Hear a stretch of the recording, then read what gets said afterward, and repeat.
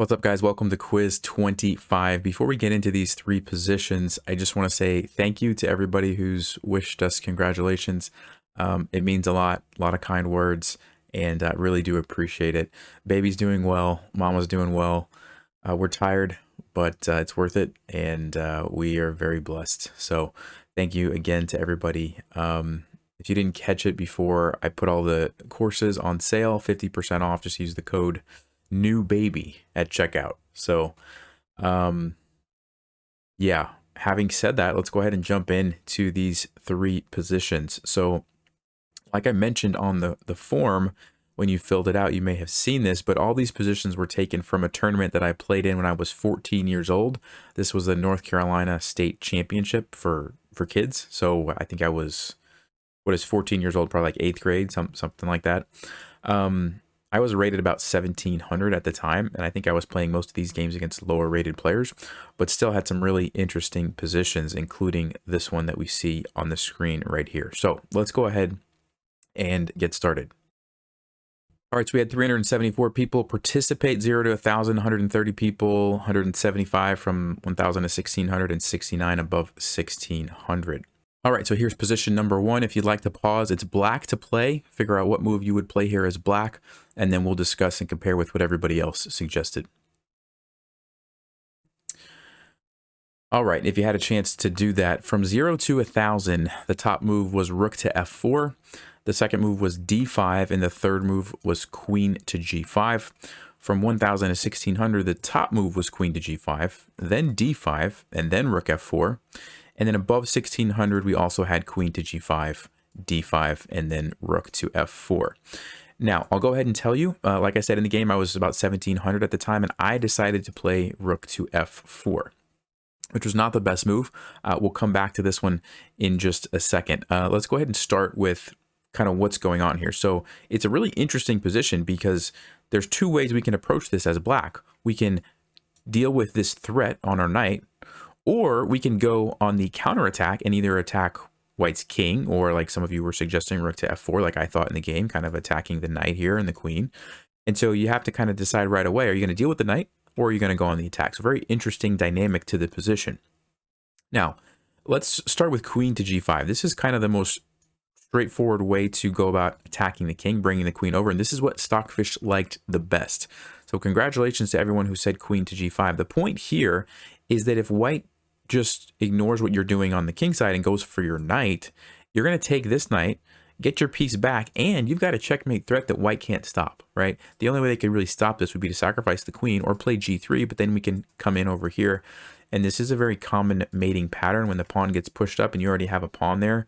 If you can bring the queen in, it's usually a pretty easy checkmate unless your opponent has an easy way to stop that. In this case, the bishop is misplaced. He can't get over there.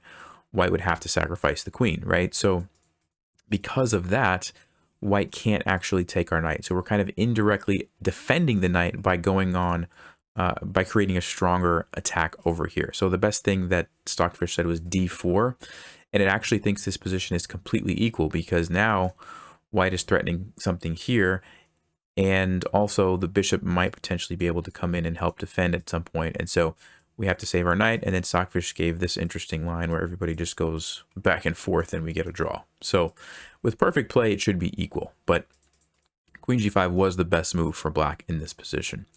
Let's talk about d5. So a lot of people said d5. It's a good idea because you're trying to deal with this threat with tempo on the queen, and then after white moves, then we can continue our attack, which is a good idea in theory. The problem is white has bishop to b3, and it's a pin, so we're not actually threatening the queen anymore, and white is now threatening to take our pawn, so we have to waste some time to defend it. But we're still not actually threatening the queen because it's still pinned. And so now white can just continue probably by capturing this pawn with one of their pieces, and it's slightly better for white. So a good idea, but it just doesn't quite work out because of this bishop to b3 idea, which pins the pawn. All right. And then the other move that, yeah, rook f4 we're going to come back to. Oh, by the way, I should mention, some people said f takes g2, which is a decent move. White's going to simply take with the queen, and the game goes on. It's pretty even. We don't really have an easy way to attack the king, though. The queen kind of defends nicely, and so the game goes on. But rook to f4 is what I played in the game. And the problem with this move is that after white takes the knight, we take here trying to get some kind of attack. Now white can play g3 because instead of before when we could bring our queen over for the checkmate, rooks obviously can't move that way and our queen is not in a position to go there. I mean, we could move here, but it's too slow because now white's going to start taking all of our stuff and then take this pawn and everything's defended and we just, yeah, it just doesn't quite work out for us. So because of this idea, this was not the correct plan. Stockfish doesn't like this at all for black. But that's what I played in the game. And my opponent, if you're curious, did take the knight.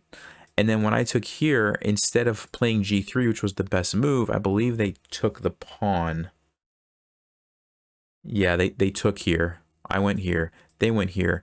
And I actually did get a nice attack after queen to g5. Still a pretty equal position, but I did get a nice attack and actually went on to draw the game. So interesting. This person was rated about 1,000 and I was 1,700 and we drew the game. So not a great start in that one. Okay, let's go ahead and jump over to position number 2. All right, this is position number 2. If you'd like to pause, it's white to play. What move do you think we should play here? And then we'll discuss. All right, if you had a chance to look at that, from 0 to 1,000, the top move that people wanted to play was d5. The next move was a3, and the next move was bishop to g5. From 1,000 to 1,600, we had top move d5, then a3, and then bishop takes c6. And then above 1,600, we had d5, a3, and bishop takes c6. All right, so in this position, I wanted to include this because when you first look at it, it looks like it's almost a really basic tactic, right? You've got a pin on this knight. You can push the pawn forward, attack the knight. This is super basic, right?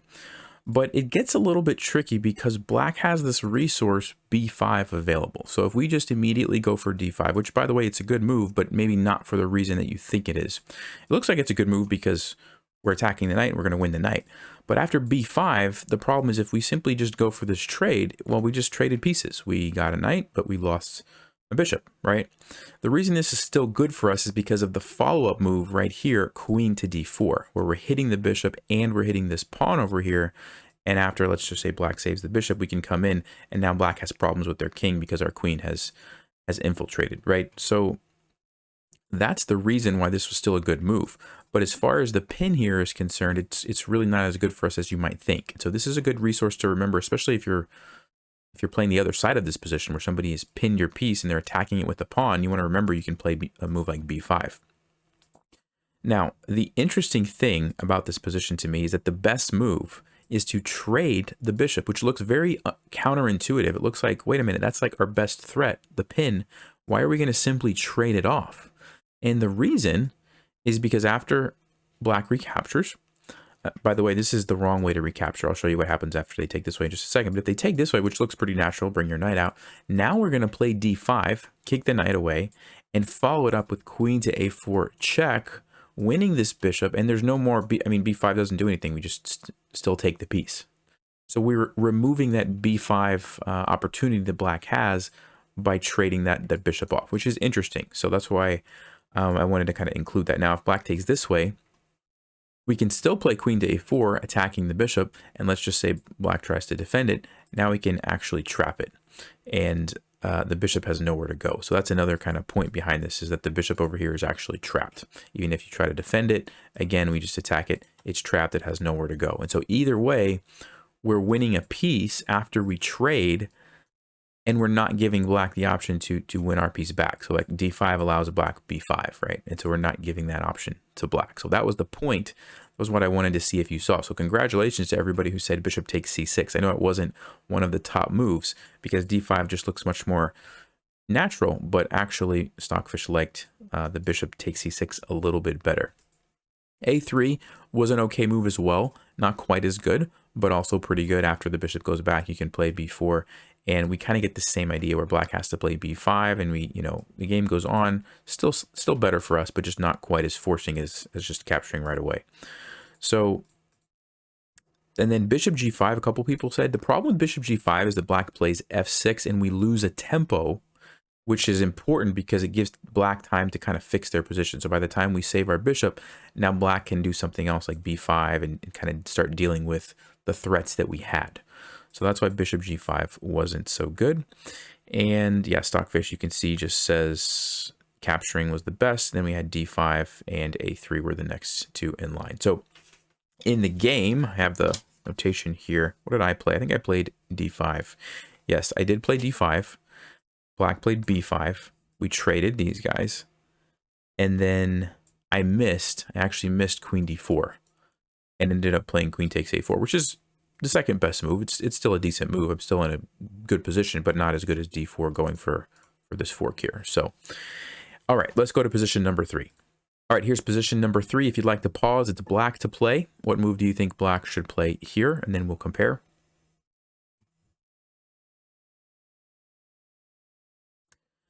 All right, if you had a chance to do that, 0 to 1,000, top move was knight to c5. The next move was b4, and the next move was queen to f6. 1,000 to 1,600, the top move was knight to d8, then knight to c5, and then b4. And then above 1,600, knight to d8, rook to f4, and then b4. All right, so when we look at this position, the first thing that we want to realize is that there's only one open file right here. No pawns on this file, the F file. We've done a good job as black of taking control of that because we have the doubled rooks as opposed to white only having one rook. That being said, it's, you know, we can't really do anything with this knight. It's still kind of blockaded. We can't get through. And so we have to start thinking about what other pieces can we use. And so a lot of you guys had the right idea with moving one of these knights. Knight to c5, quite a few people said, and also knight to d8. And I think you guys were noticing that this square on f4 is a really nice place for a knight to go, right? And that's exactly what you know, you should be saying. There's no pawns that can chase away our knight. So if we put a knight on f4, it not only completely shuts down the file, now we can use our rooks to do other stuff if we want. It's also a very nice square, attacking a lot of things, right? So definitely the right idea was to get a knight to f4. Now, let's talk real quick about b4. A lot of times this makes sense because you're going to be able to kind of open things up and create some open files. The issue that I see with this move now is we're not really positioned to take advantage of the files that we open over here on the queen side. Even if we do, let's just say a bunch of trades happen, right? And we do open everything up. Are we really positioned for this? I don't think so. It looks like white is more positioned to infiltrate with the rook than we are. Our rooks are kind of over here. So that's, you know, b4 maybe wasn't the greatest approach because of that idea. If we had our rooks over here and maybe, you know, some other things were different, it might have made more sense. But in this case, I think the best plan was just to go straight for the knight to f4. Now, this brings us to an important point. Does it matter which knight we use to go to f4? We have these two options, right? Either knight can go to f4. And this was, for me, when I was looking over this game, a learning opportunity because my default choice in my mind was, let's use this knight. It's the furthest back one. This seems like a more aggressive square. Let's use this one and go like this. Okay, so just being honest with you guys, that's what I thought was the best move. And then plugging it into Stockfish, we see that Stockfish says, nope, knight to d8 is the best knight to move. So let's try to figure out and understand what's going on about this position that makes this the correct knight instead of this one. So when you're trying to calculate positions like this, and you know what your plan is going to be, like, okay, I'm going to move my knight there, either like this or like this, you want to ask yourself the question, what is my opponent going to be doing most likely while I'm trying to do that? And one of the things is potentially breaking open the center, right? That's kind of a default, like your opponent might just do that, especially if they've castled, they've got their pieces kind of set up nicely. The next thing that a lot of people like to do is break open the center. So when we think about a move like knight c5 or knight to d8, we want to ask ourselves the question, what happens if white plays a d4? And here's the interesting thing. If we play knight to c5 and white plays d4, we try to come back here. There is a fork, okay, but the fork doesn't actually bother us because when we play knight to f4, it's with tempo on the queen. So we don't have to worry about this. So that's okay. But the issue here is that white would actually play queen takes b5. And notice this knight on c6 is now a liability for us. We'd like to be able to continue relocating our knight, but we can't do it. We have to waste some time moving this guy. And now it gives white the opportunity to kind of go on the offensive. And yes, we can still play there, but now white, like I said, had some turns. They can, I guess, throw in this trade if they want, and then they can start bringing their knight in or even take this pawn. And all of a sudden, our position is kind of falling apart a little bit because we had to waste time moving that knight on c6, okay? If we go back and we compare the exact same idea, but instead we move this one, well, now there's no more knight on c6, which is going to be a liability for us. So after d4, we can simply play knight here. And yes, white can still grab that pawn if they want, but now we can just play knight f4, we continue on. And also another important point is that if white tries to take here, notice how we've got it defended, right? Now Stockfish says this is better, but let's just say for the example we just take here, we've got it defended. That's fine, right? So very subtle detail, right? Very subtle detail, but what it came down to was this knight was a liability after this idea by white. And also this knight was kind of useful defending, and it was already defended. And so because of that, it was just better to use this knight. That's what it came down to, right? And yeah, that was a more of a tricky position, I would say. So congratulations if you did think through that and you came to the conclusion that this was the best knight to use. A lot of times the knight that's forward, you know, you want to leave forward and use the one that's further back. But in this case, it was a little bit different. And if you notice, like, this knight's defended. Everything here is defended. So maybe you could use that as kind of a way to say, okay, these are defended. This one's not. So maybe I'll use this knight. And that way all my pieces would be defended once I finish my maneuver. Anyway, hopefully that makes sense. You can see Stockfish saying, you know, knight to d8 really is the best move here. And then I think one other move that we didn't talk about was queen. Let's see, what was it? Yeah, queen to f6. Queen to f6, I don't like that we're putting our queen in line with a rook. That's just a very risky thing to do. Now, if we had an idea of like actually sacrificing, that would be one thing. But in this case, white can just move this, and now we have to worry about this, and we don't really want to take that. We have to waste some time moving. And so that's the issue with queen to f6. If I was going to triple up here, I would probably try to do it like moving my rook and my queen like this, or even moving both rooks up, putting the queen at the back, just so that I have some rooks in front of my queen, because white already has a lot of other pieces there. But yeah, I mean, really, I think getting the knight to f4 is even just the best plan. So in the game, let's see, what did I play in the game? Yeah, in the game, I did play knight to c5, and my opponent played knight to h2. I followed through with knight to e6, and I think it turned out okay for me. He captured here, I captured.